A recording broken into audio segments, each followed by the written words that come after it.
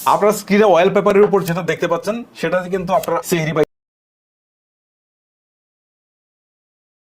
ইফতারের সময়সূচি বা নামাজের সময়সূচি সহ অনেক কিছুই কিন্তু আপনারা দেখতে পারবেন। সো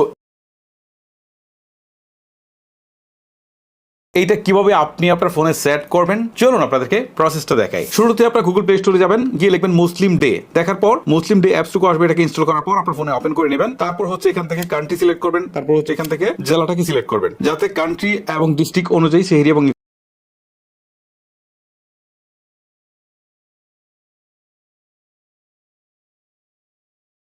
সময়সূচি দেখাতে পারে। তারপর আপনি যে মাযহাবের অনুসারী সেটাকে আপনি সিলেক্ট করে নিচে থাকা সেভ অপশনে ক্লিক করবেন। তারপর এখান থেকে পারমিশনটা দিয়ে দিবেন, দিয়ে অ্যাপসটিকে ওপেন করবেন। এখন অ্যাপসের মূল মেনুতে চলে আসবেন। এখন এখান থেকে দেখতে পারবেন অ্যাপস সম্পর্কে বিস্তারিত দেখতে পারবেন, যে কখন কোন নামাজের ওয়াক্ত সেটা সবকিছু এখান থেকে আপনারা দেখতে পারবেন। এখন যদি এটা আপনাকে ফোনের অয়েল পেপারে সেট করতে হয় তাহলে জাস্ট একটু ফাঁকা জায়গায় চাপ দিয়ে ধরে রাখতে হবে। তারপর নিচের দিকে উইজেট নামে অপশনটুকু আসবে, এখানে ক্লিক দিতে হবে। তারপর হচ্ছে মুসলিম ডে অ্যাপসটুকুকে সিলেক্ট করতে হবে। তারপর এখান থেকে সেট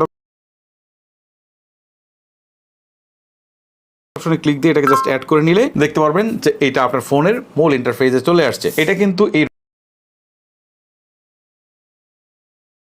রমজানে সবারই অনেক বেশি কাজে লাগবে। সো আপনি চাইলে এটাকে আপনার ফোনে সেট করে রাখতে পারেন।